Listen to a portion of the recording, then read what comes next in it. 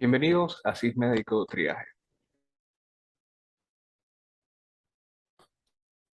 Las urgencias crecen por varias razones. Primero, porque la población infantil aumenta. Segundo, porque hay una sobrevaloración del hospital frente a la asistencia primaria.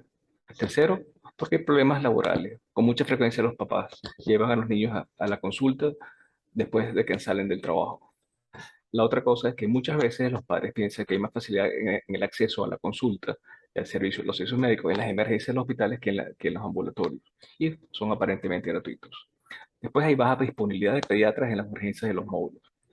Y por último, existe una baja capacidad para asumir las emergencias no deseadas por parte de los padres y una alta necesidad de unas soluciones inmediatas. Por desgracia, nuestras emergencias no son sitios tranquilos y hay un gran desequilibrio entre la demanda de servicios y los recursos disponibles. Esto nos crea con mucha frecuencia caos en nuestras emergencias.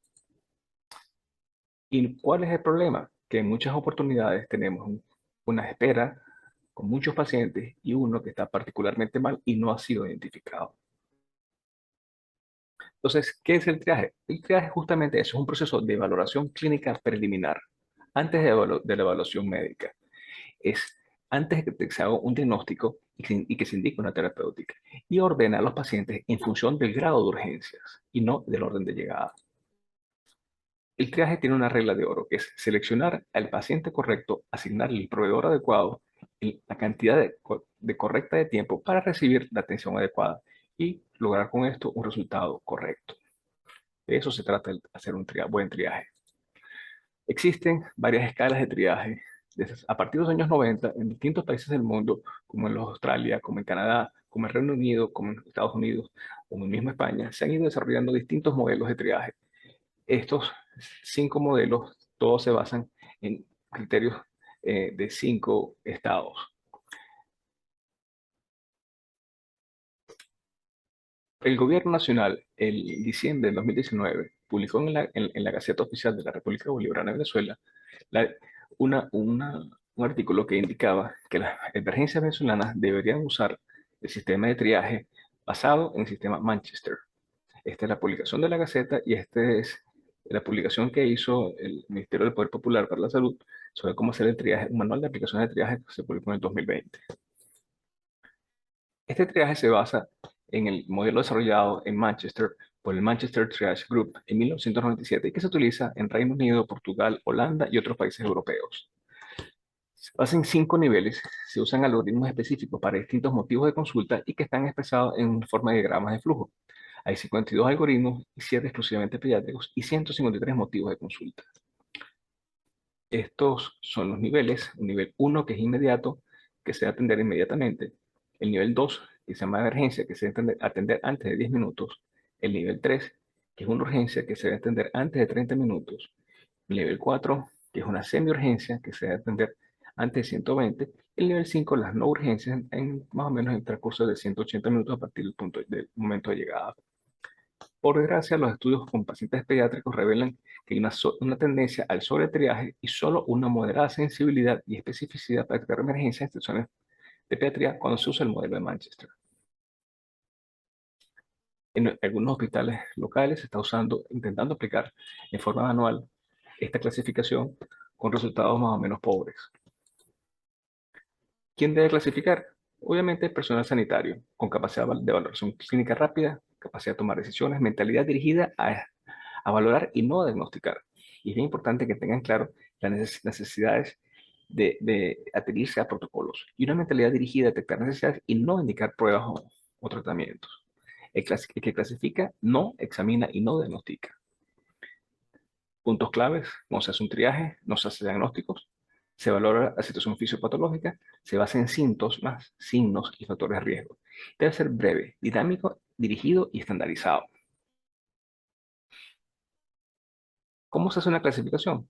Se hace una primera impresión general del estado del paciente, una muy breve anamnesis, los hallazgos físicos más relevantes, se deben tomar las constantes vitales y se debe responder a la pregunta ¿cómo está el niño? Y no ¿qué tiene el niño? El modelo que queremos implantar tiene básicamente 4 estaciones. Una primera estación que es administrativa, y que la que lleva las estadísticas, el primer paso del triaje es la recepción del paciente, un segundo paso donde se clasifica al paciente, se le asigna una prioridad. En esta segunda estación se baja la fiebre, se alivia el dolor, se elige sala de cura, se toman signos vitales y después se pasa a los distintos consultorios. En los distintos consultorios se llena la historia y se comienza la atención. El triaje se debe entrar inicialmente, esta es la pantalla de entrada al sistema.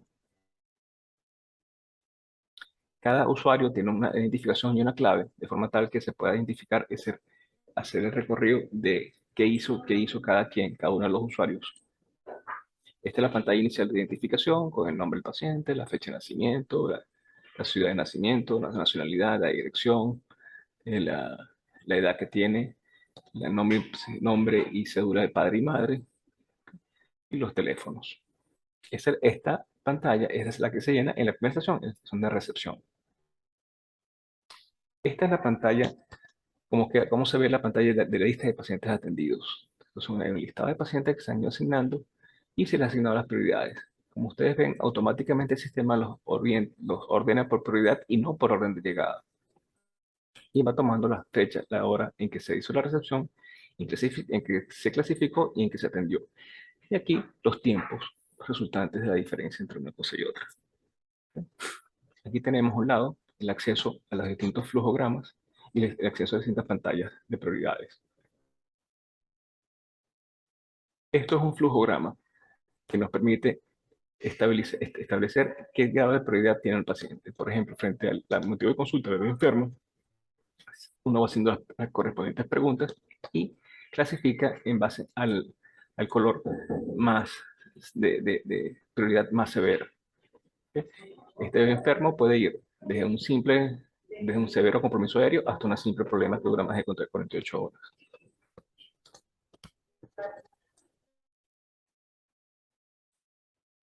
Este, por ejemplo, para que tengan una idea de cómo se ve la pantalla, la lista de prioridad número 1, de una prioridad más severa. Es un paciente que desatendió inmediatamente, ahorita que está en shock.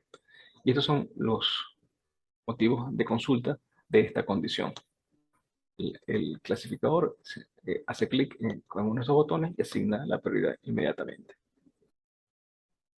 Después tenemos la lista de motivos de consulta de la segunda prioridad, que se atender antes de 10 minutos. La de prioridad 2, urgencia.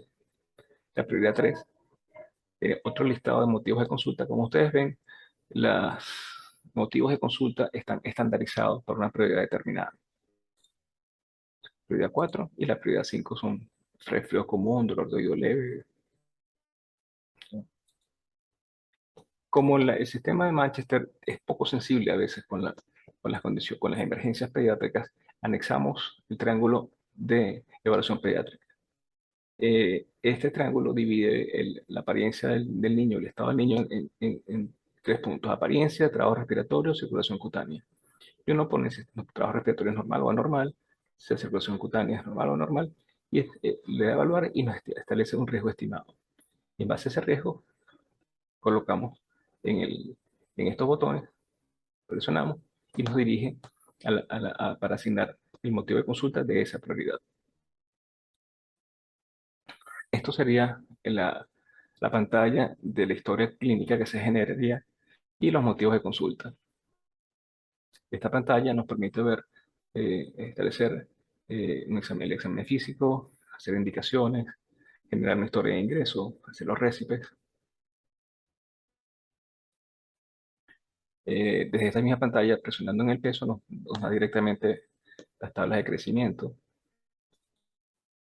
La pantalla de antecedentes familiares, por ejemplo, nos permite hacer fácil rápidamente un grafar y escribir sobre dinámica familiar, sobre antecedentes familiares positivos.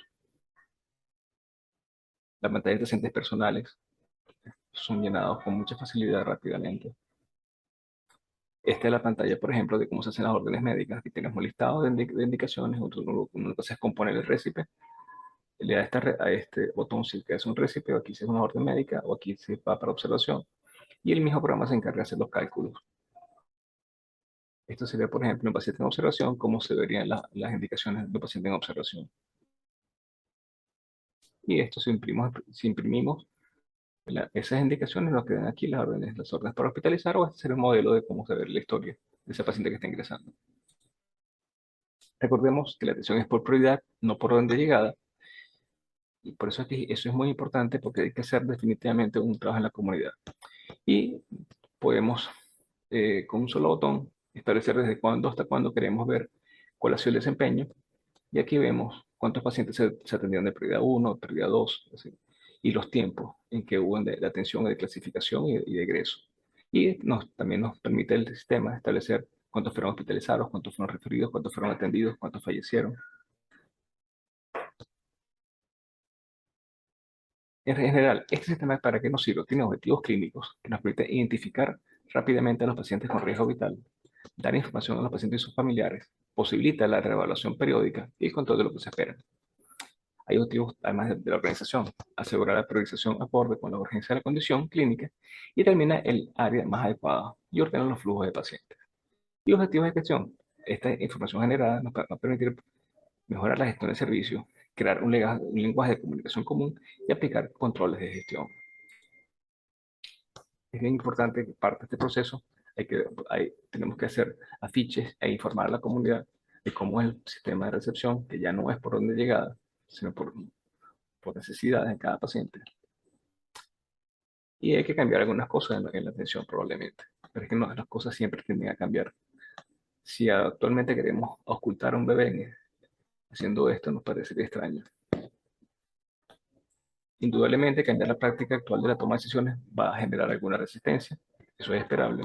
Algunas se podrán sentir amenazadas por la computadora. Pero es importante que o inventamos o erramos, que es como hace el maestro Samuel Robinson. Creo que es bien importante que comencemos haciendo lo que es necesario para después hacer lo que es posible y de repente estaremos haciendo lo imposible.